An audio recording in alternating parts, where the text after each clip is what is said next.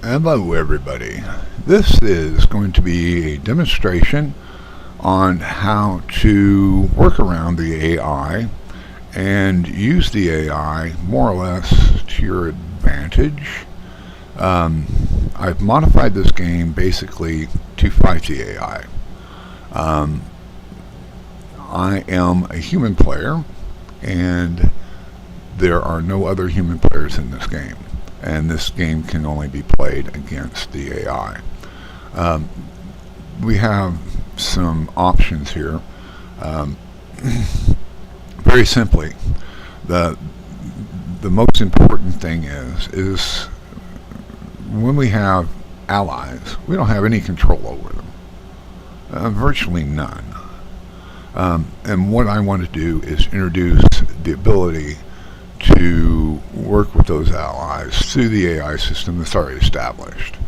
As you can see, it's November 1949, and miraculously, I've walked a line between the Allies and the Soviets, who are at war, and I am basically in between them.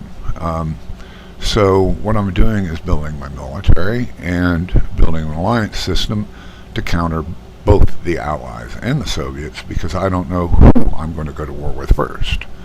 Depends on them. Depends on the AI. So anyways, what we can do here is, since I have an alliance system built up, let's check my allies out. Okay, I'm green, and I've taken Scandinavia and Greenland and Iceland. And then the Faroe Islands. I have allies: Netherlands, Belgium, Hungary, Yugoslavia, Italy, Turkey, Persia, Saudi Arabia. Ethiopia is a puppet state of Italy. Congo is part of Belgium. I've got East Indies under the Netherlands, and I have nationalist China in Yunnan.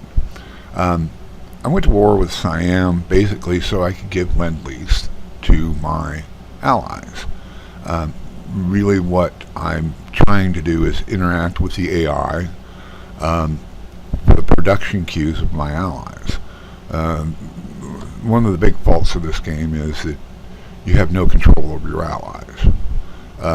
You can't coordinate your economic activity. You can do very, very, very little, which kind of makes it a dimensionless game. Before I just fought with no allies because allies were pretty much useless. They were more of a deficit than an advantage. Here I'm trying to transform the game into much more of an advantage so that we can actually see into what our allies are doing and begin to manipulate the AI and use it in our favor towards the alliance, which is basically what alliances do in reality. So what we can do is, let's look at our little buddy Belgium. Okay, they were the last ones to join the Axis, and what I've done here is I've transferred over the First Army. How did I transfer over the First Army? Well, basically what I did was, and you have to do this, usually I save the game. I'll go ahead and save the game right here, save it, and what I'll do is go into the debug queue. Here we can do miraculous things. Whether it's cheating or not, I don't know. I'm going to control my allies if that's cheating. But anyways, I went into the production, the debug queue, and you can get into your allies. You can get into any aspect. You can actually switch over. So what we're going to do is do TAGBEL. Now we're going to hit enter, and then we'll go back out of the production queue or the debugging queue, and there we are. We are Belgium. Now, one thing that we cannot do when we're in this mode is unpause.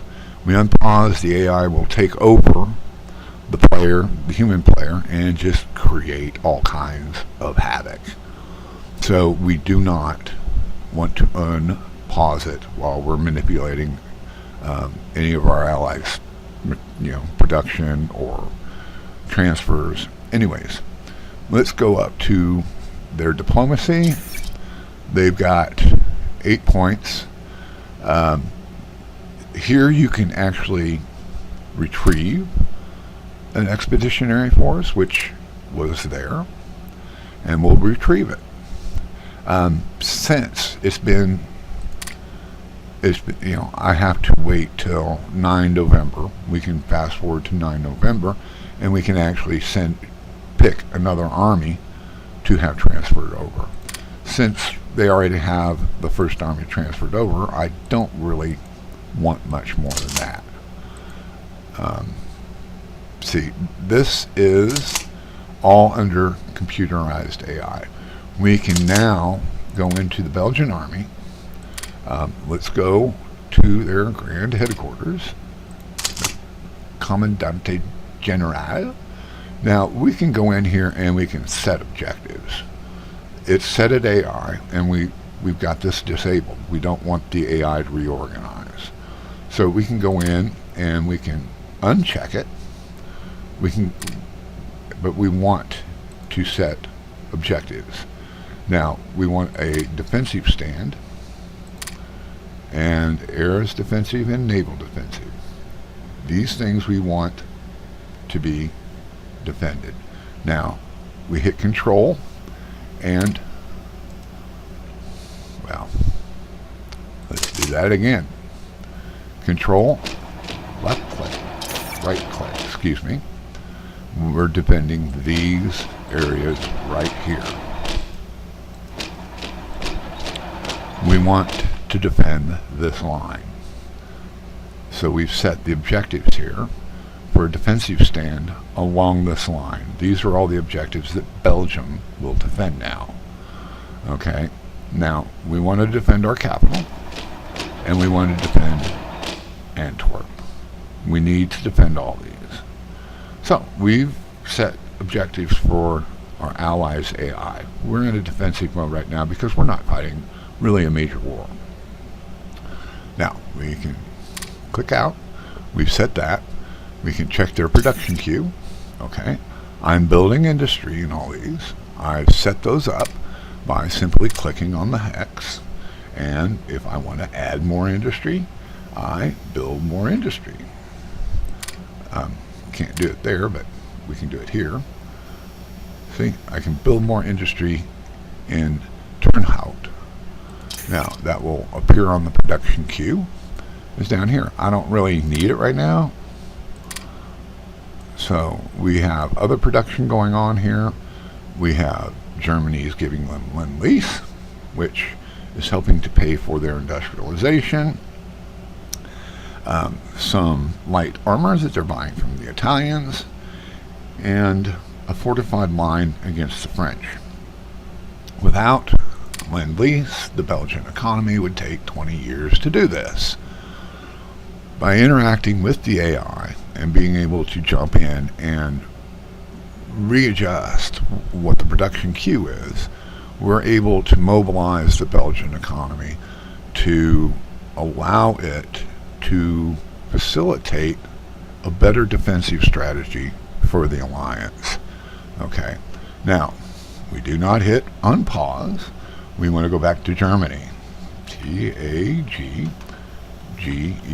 Remember, the first letter of the country code has to be capitalized, or else you'll get an error. Hit enter, and then back out of the debug screen. And now we are right back at home with Germany. We make sure that we have our flag here. We can unpause it and we can do whatever now.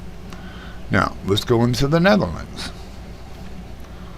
TAG. Okay, Netherlands is HOL, Holland. Hit enter, back out of the debug screen. Now, we can go check out. They've got a pretty strong economy. 308 ICs for little Holland is pretty good. They wouldn't have got that without Lend-Lease. They're getting lend-lease from Germany, Italy, and Japan. 86 from Japan. So they're getting a lot of aid. And at the same time, their production queue is pretty good. You can see they're very low on manpower. So we're not going to want to actually buy a lot of stuff that's going to be for their manpower. But we've got industrial mobilization going on. And what we want to do, basically, is augment that. We want to go to Palembang. We want these areas to actually grow. We want because if we lose Lend-Lease, we want Holland to be able to stand on its own. And we want them to have a good economy. Utrecht is got full. We can actually set up different areas. Let's go to Haarlem. We give them industrial points. Zwolle, Arnhem, and let's go Aachen. Okay, we've got those guys set up. Let's add those to the production queue. Let's move them to the top. So that way we know that they're going to be set with priority. We've got industrialization here as a priority because we want to build up the economy. So if and when we do go to war with either the Allies or the Soviets, we're going to have a very strong base. And you can see right up here at the top, Holland is resource rich right now, which means that they are starved for industry. We need to build more industry for them. And as we grow their industry, our alliance will grow also. Now, they have quite a bit of forces set up here. We have the second Army Group. Let's check out the second Army Group. It's pretty good sized. We've got quite a bit in the second Army Group. Let's go ahead and transfer that over to Germany. Well, let's see.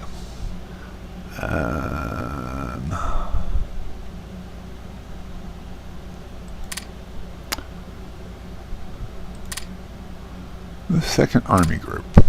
Okay. Second Army Group contains 49 divisions. Now, when we transfer this over to Germany, we hit accept. We got to make sure we have diplomatic points to do the diplomatic transaction. We do. Okay. We've already got that in the diplomatic queue. It's waiting. We haven't unpaused yet. We don't want to unpause.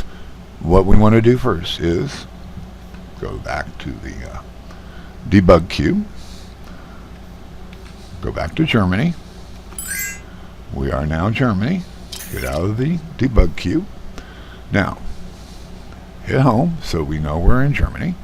We've got a diplomatic transfer here, an expeditionary force. We accept it.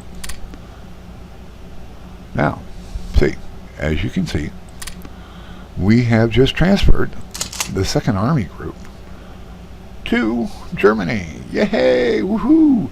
See, this is something that the AI never does. Never does. Since I've been playing this hoi3 game. So, this is really critical because this gives you much more control over your allies and their military and economic forces.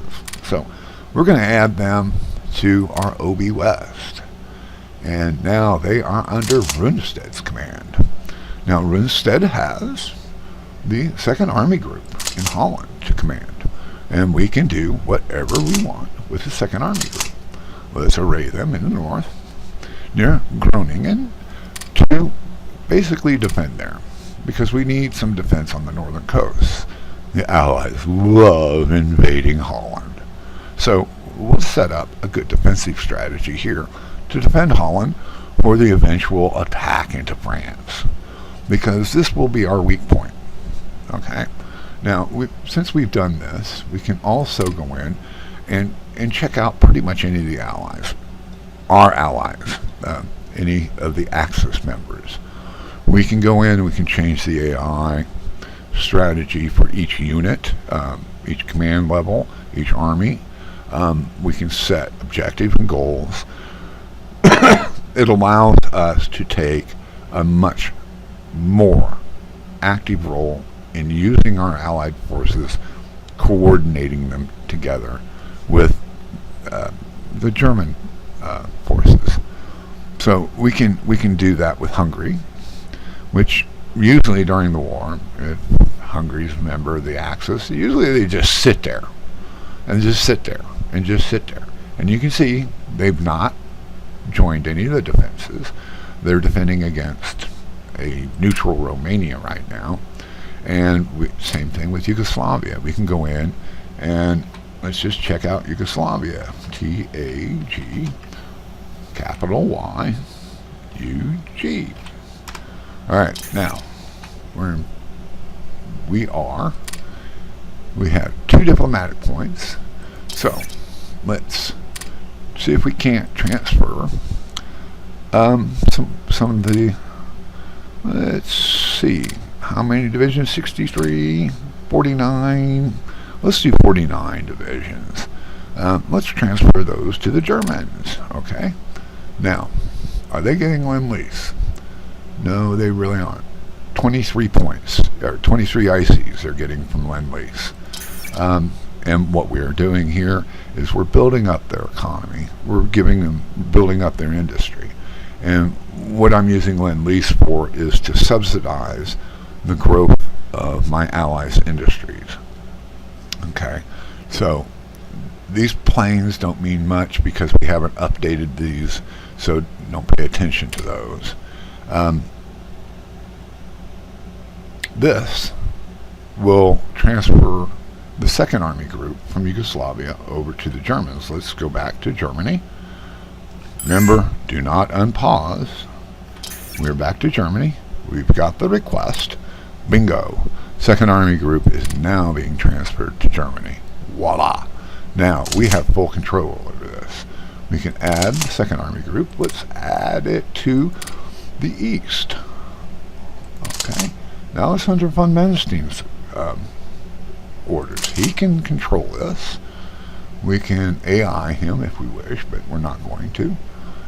We can AI this army to a defensive stand, and we can set it with defensive orders along this frontier if that is what we choose. This gives us much, much more control. Now, these are Yugoslav units. We've just basically made it easier for us to control them, and even just if all we want them to do is defend a border, we can set that up now. That's a lot easier. Okay, now if we want to use them on some foreign excursion, we can, where is the 7th AI? Well, here we go. We can un-AI them, and that's what we've done. We've un-AI'd them. Now they're just like their regular Wehrmacht units. We can control them and use them any way, shape, or form. Also, we can go into their research queues. We can actually transfer them. You know, the Yugoslavs. We can transfer them technology. We can do all kinds of things now with our allies. And this is one of the things that the game really is limited to. Going into and editing or working with the debug screen can be a little bit frustrating, and can be at times disastrous, because if you hit that damn pause button and unpause everything, you've mucked everything up. Now let's say you didn't save. Well, damn. Alright, you've lost a lot. Then you gotta reboot the game and go back to where you were at. So it's always good before you get into the debug screen and start manipulating your allies. You should save first, and then after you do all your manipulating, if it's a lot, go ahead and save when you're done. That way nothing really disastrous happens, because if you let the AI grab a hold of the human player, it will completely devastate any order that you've set up here. It just completely fractures it, and it can take hours to clean it up. It's better just to back out and move on. But with this system, you can also get a program like Macro Express, and you can set up a lot of commands and orders to be line entered here. You can set shortcut keys to allies so that you've got the game paused, you hit your shortcut key to your ally, your macro will run it, and you can add or subtract or do anything that you want to do with a macro, and it'll enter it in this line. So it's basically like being able to reprogram the game at a different level, but it gives you much, much more control over your own allies, and you can begin to fight against the enemy's AI, which you can also help guide along the way too. The Soviet Union has several bugs in their AI. I go in and I correct those so that I'm not just beating up a dead duck. Because the AI set up for the Soviet Union is horrible.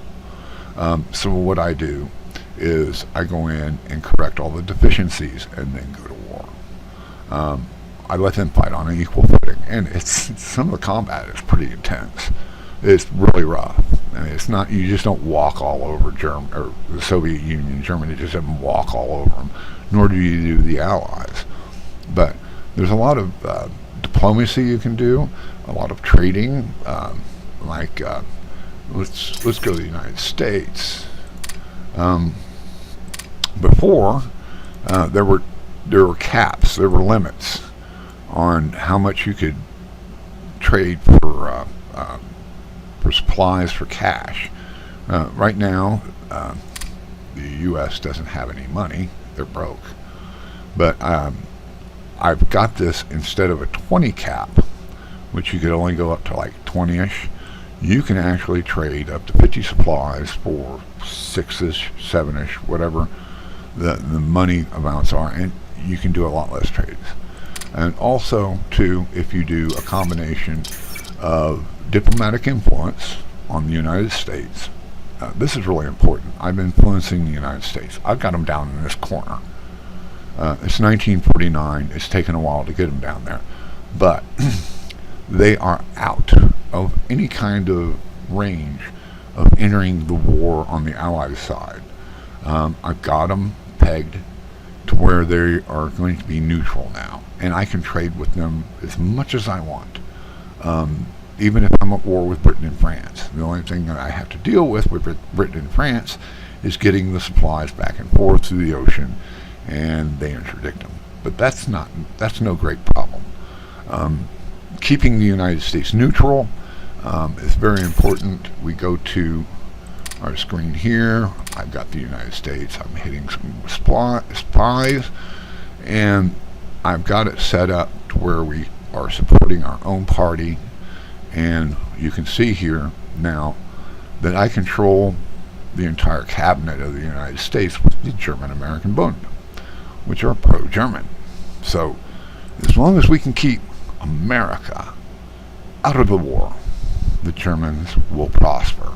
This is the absolute key to any victory against the Allies and or the Soviets or both. Alrighty.